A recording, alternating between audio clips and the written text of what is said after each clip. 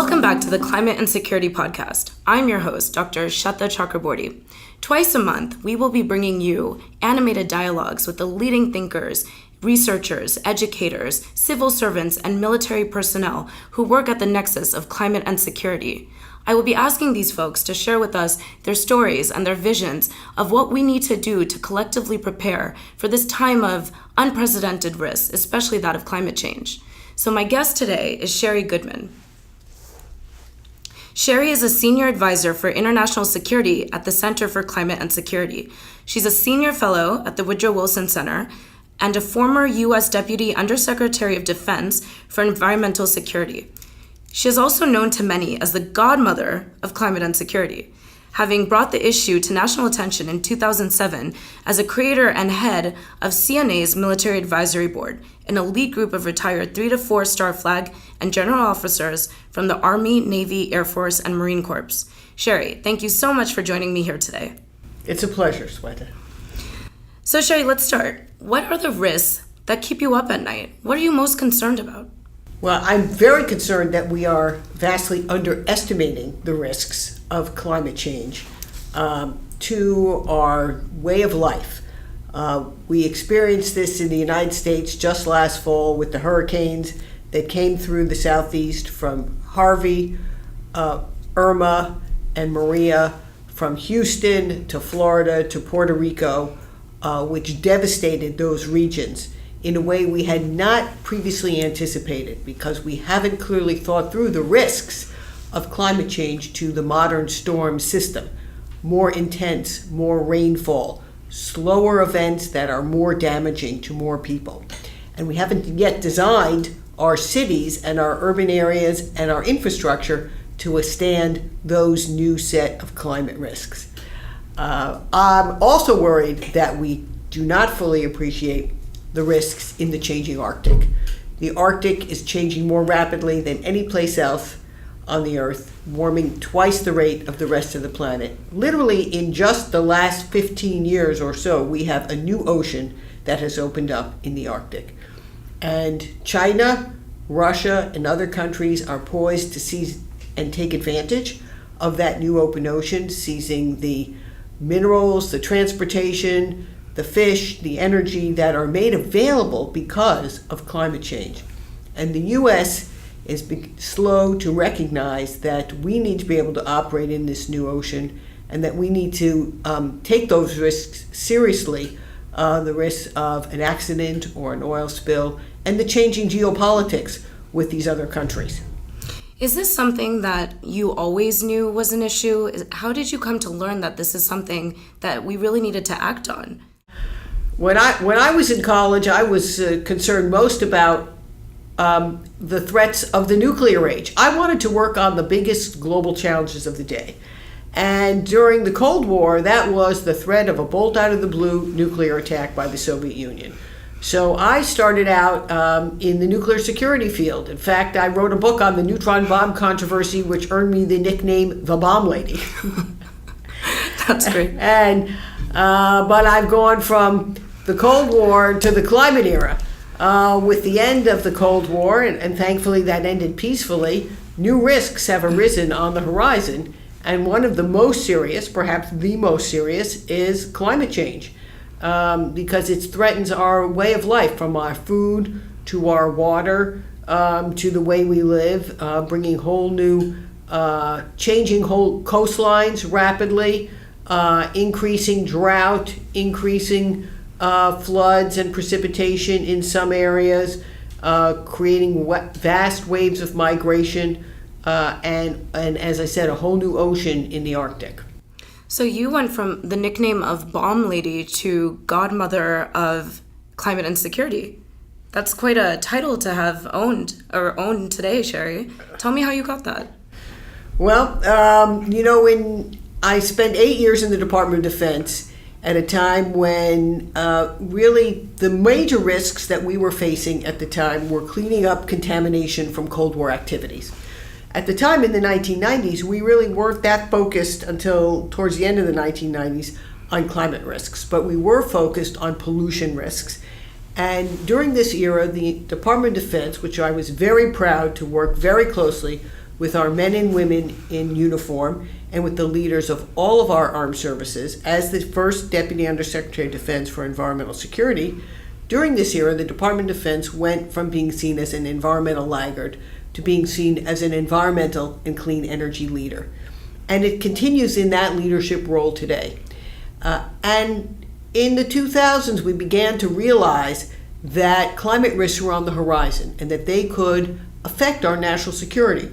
So in 2006, I gathered our leading generals and admirals, our retired 4-stars from across all the services with combatant command experience across all regions of the planet. And we spent a year studying and trying to understand climate risks, climate science, and the implications for national security.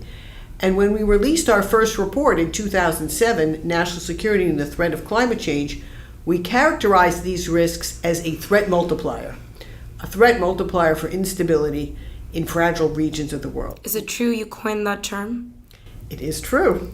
That's incredible. I hear it all the time now. Well, it's important to think about how to communicate complicated concepts so that people can understand them clearly and so that they mean something. And in military parlance, force multiplier is a commonly used frame to represent how a new technology might increase the capability of our forces. And so this was a takeoff on that. We were looking at how to frame the results of our finding, and we were sitting around the table one day at CNA, the generals, myself, and the analysts, and I said, okay, how about we use this term? And it really stuck. Nice. And that's been the framing ever since. So please continue with the report and following the report with CNA, the one that you presented. Well, we released the report in April of 2007, and most reports just sit on the shelf. Sure. And in fact, the day that we released the actual report in April of 2007, we held a press conference. It was, tragically, also the day of the Virginia Tech shooting. So that particular day didn't get that much media attention. But that very same week in New York was the first UN Security Council debate on climate insecurity, and the UK Foreign Minister used parts of our report in her speech. And also, and very importantly in the United States, that same week, the Senate Armed Services Committee was marking up its defense authorization bill and included the very first recommendation of our report in that bill. And that recommendation is that the Department of Defense should include the national security implications of climate change in the National Security Strategy, the National Defense Strategy, and the Quadrennial Defense Review, and that the intelligence community should conduct an intelligence assessment of climate impacts on national security. And so that set in motion a whole series of evaluations embedded in the Department of Defense and the National Intelligence Council's own documents that have led to a continuing series of estimates, reviews, planning, and strategy around the security implications of climate change. So since then, you've continued to do quite a bit of work as follow-up and continuation of all of this great work that was established through CNA. Tell me a little bit about what brought you to the Center for Climate and Security.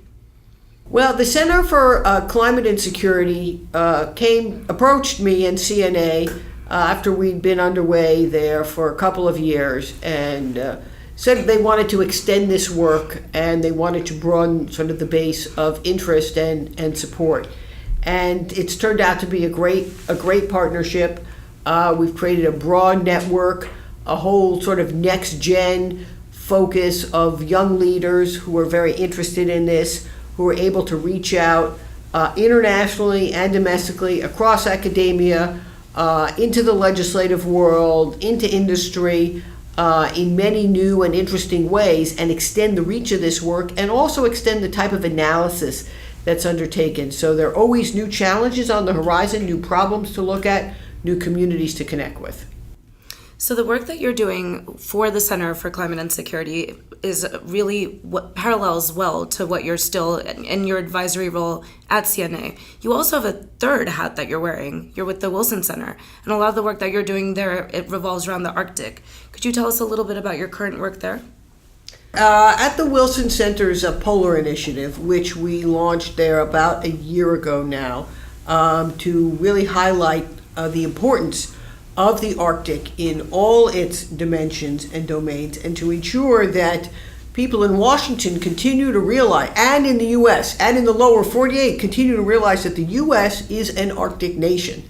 We are an Arctic nation, although you wouldn't always know it from the conversations in the security or environmental communities in Washington. I think perhaps many of our listeners have never thought about the U.S. being an Arctic nation. That might be the first time they've heard that.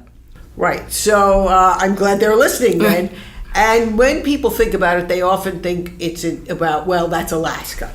Well, of course, it is Alaska. That is our Arctic. But it is also, we know now that climate change and the changes occurring in the Arctic are affecting the lower 48. It's affecting our weather systems here with the polar vortex. It's affecting drought and precipitation and agriculture and shipping in many new and different ways that we need better to understand. At the Wilson Center, we have a broad range of Arctic initiatives that we've undertaken, everything from telecommunications to research and education. We're looking very much also at resilient Arctic infrastructure, how to design and plan for resilient Arctic infrastructure in a new era, and also what the risks are and ensuring that we are communicating those risks broadly and understanding how to reduce them.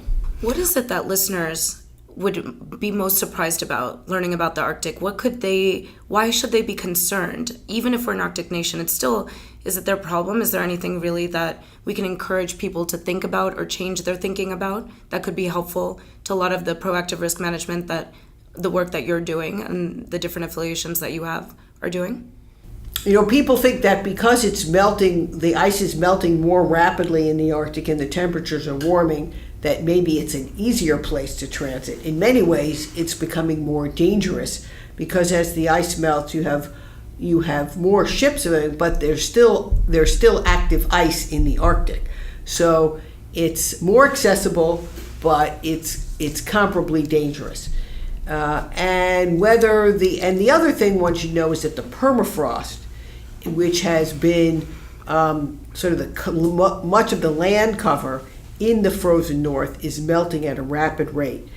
And we have depended for decades on the strength of that permafrost to support infrastructure in the Arctic, from the Alaskan pipeline, which has brought oil from Prudhoe Bay down to the lower 48, to many of our military bases, to other roads, and to villages. And as that melts and collapses, the infrastructure becomes vulnerable. We're seeing that now already at our military bases. We have a project at an Air Force base in Alaska right now that has to be completely redesigned because the permafrost is collapsing. Perhaps the most important thing that your listeners should know is that our very first climate migrants in the United States are in Alaska right now. There is the village of Newtok, Alaska, which has been sinking into the river and collapsing because of erosion and warming waters. And the entire village of about 400 people is being relocated, even as we speak, 9 miles upriver to a more secure location. They've lost their running water, they've lost their town dock, and much of their infrastructure has already been threatened. So these coastal communities that are at the forefront of some of this permafrost thawing and then needing to relocate because of that, why is that something that really the rest of the U.S. should be concerned about? It's a few coastal communities up in Alaska. It's not like they're coming to, the middle of the United States where some of our listeners might be. How is it relevant for them? Well, I think this is the harbinger of things to come in the United States if we don't pay closer attention and rebuild our cities in a more resilient way.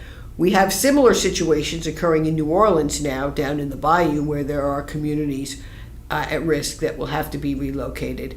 And should a hurricane of the right speed and strength at the right angle hit a city like Miami, we could see significant parts of that city severely affected and homes destroyed. And the same is true along much of our eastern seaboard, where there's great vulnerability along many of our coastal communities. So it's not just a challenge or a problem for some communities in some locations. This is really something that's impacting American citizens and beyond, of course, well beyond. But really, it's not over there or that far away. It's happening right now. Correct. And it's on our lands. Yes. It is, as we sometimes like to say in defense parlance, it is now a wolf that is very close to the sled. Oh, okay. I'm learning all of these different things from you today, Sherri. That's excellent. I might use that one.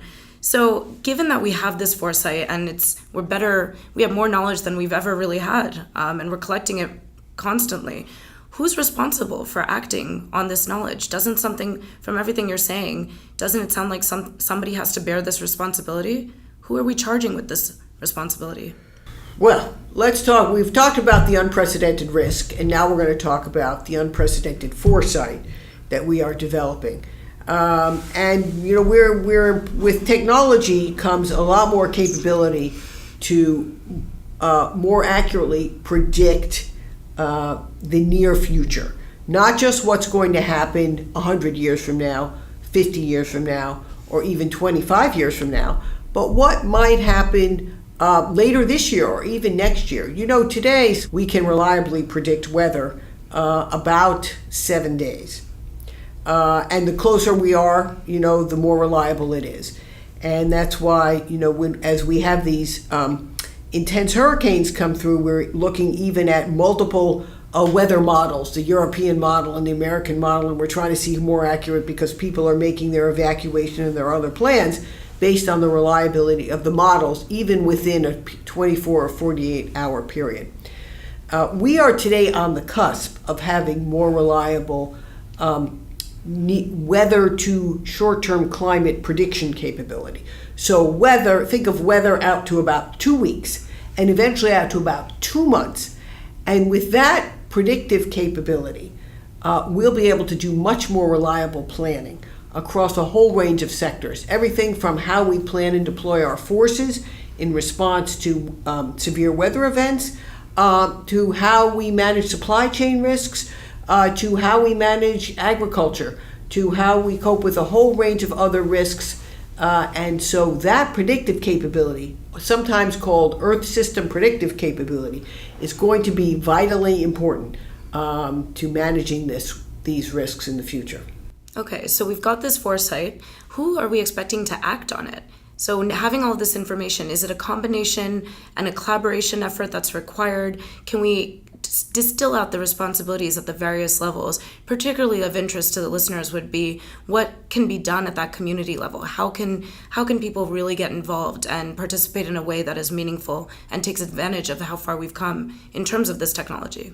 At a local level, people should be involved with their own community in ensuring that we are incorporating, for example, the current flood risk models into how we do local community planning, whether it's how we do city planning, urban planning, military-based planning, and that our first responders should demand that information. We should not be rebuilding our cities and our towns anymore based on historical flood risk, because we know they are inaccurate in the climate era. There's been a lot of work done to update those flood risk maps, but we need to continue to have federal organizations like FEMA, the Federal Emergency Management Organization, and others supported by our range of science institutions at the federal, state, and even community level. Many of our universities are involved in doing, and our local researchers are involved in doing, for example, those flood risk maps. And we need also to better understand how water systems and the connections between earth systems and sea, ocean, air coupling. That is what's going to enable us to have better weather prediction and more reliable weather prediction, because it's not just what's happening in the atmosphere, it's what's happening in the oceans. Scientists call those coupled models. We need to better understand that coupling and then use it to solve problems. Sometimes people call that research to operations. So it's taking the research that's being done to understand these new models and then applying it in any particular case at the local level, whether it's a flood or a wildfire, for example. That's one of the greatest increasing threats we have in our own country from rising temperatures, which is the dramatic growth in western wildfires. The season is longer, the wildfires are more intense, putting more communities at risk. And it's incredible that all of these different impacts that we've talked about in this short amount of time is still very much related to what's going on in the Arctic. This is really all part of this same changing, the pattern that you've witnessed from since you started this work from day one to where you are now, since you moved from nuclear security issues to now climate security issues. This is all, you would say, part of a narrative. And these are all impacts that we're seeing increasingly as part of this narrative. What would you say to prioritize, given that there's so many risks out there, there's so many impacts out there? How do you begin to choose to work on the Arctic? Or is it all pretty much one bucket of work anyway for you? I think it's important to work on the most immediate risks, the wolves closest to the sled at any one time, so that today's decision makers understand the urgency of the risk. At the same time, you never want to lose sight of where we need to position ourselves strategically over the coming decades. For example, it's vitally important in this area that we continue to invest in the science and technology and the education we need as Americans to be a premier research nation. We have, since the Cold War, since we started the Manhattan Project, we have had a global competitive advantage in our human talent, our science and education and engineering, and sometimes called the STEM fields. And that has it's made our universities the most desired in the nation, and it's made our laboratories some of the best in the world. But now we face global competition. That's why so many from so many countries want to come here. But now they also want to take some of that back home. And there are many challenges there, from cyber threats to human capital and brain drain. And we need to sort of get in front of that curve. We need to continue to invest in the human capital we need as Americans and make our place attractive and stay at the cutting edge of competitive science and research as applied to today's security challenges. Well, Sherri, that's a really interesting way of thinking about it. That's an additional ripple effect or threat amplifier, if you will, of climate change, that we're now experiencing security issues from the loss of human capital. That's something that I don't know of a lot of those who think about climate change and then think about national security. That connection is a really, I think, new sort of way to also examine this problem, this real serious challenge that we collectively face as a nation. It's not just this physical threat, but it's also, what does this mean in terms of where we're going to be going forward with technology and innovation if we lose a lot of that talent potentially? Right. Well, what's happened over the last several decades is that federal funding for science and technology, particularly in the civilian sector, has been either flat or declining. And at the same time, our premier state universities across the nation have also suffered the lack of investment from what were previously state-supported funds, become much more reliant on philanthropy and foreign investment. Now, some of that is fine, but it also has to be managed. What type of foreign investment is it? And where is that intellectual capital and that intellectual property going? So we have to ask a lot of questions in the cyber and in the climate era to ensure that we are protecting our national interests, but also that we're maintaining our competitive advantage in that research and technology. Sure. And it looks like you're doing a lot of that work at the Wilson Center. What is it that you would like to continue to focus your resources and your time and attention to? And what, if you have the luxury of this bandwidth and the luxury of time and resources, where would you personally devote your time to? As I said, I think given that we face these unprecedented risks, but also unprecedented opportunities to address them with new technologies and new techniques, we, as I said, are on the cusp of this improved predictive capability, Earth system predictive capability. And that is going to be transformative. Just think about what life was like. If we can, none of us can imagine what life was like before we had the weather service. We all check our apps, everybody talks about the weather, okay? And now pretty soon we're going to be able to talk about weather for more than a few days, okay? And that's going to open up a whole new world for us. So I'm very excited about having that become a reality, because I think that will enable us to address a whole range of challenges in this area. And we have to marshal that capability in the same way we did when we undertook the Manhattan Project to understand the nuclear age, or when we undertook after Sputnik to take on the space challenge. Now we need to take on the Earth system and ocean science challenge marshaled to address the climate era. And given how much opportunity you see and the positive pathways that could be followed by the next generation, and I know you really do cultivate young talent and you're a big proponent of that, are these the areas you would say that you would encourage those young people in our next generation's talent and potential leadership to be thinking about now actively? Are these the opportunities of the future, according to you? Absolutely. My youngest son is going to do an internship this summer with a NOAA climate scientist on Arctic science and security.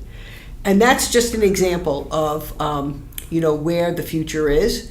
There are many more. I mean, there's many, global regions of important interest. We haven't even spent that much time yet talking about the Pacific and Asia and, the Middle East, many areas, Africa. So, I mean, there are risks globally, and people should be, there are opportunities for the next generation and for young people today to take on all of these challenges and to be at the forefront of creating that innovation in ways that will address these challenges.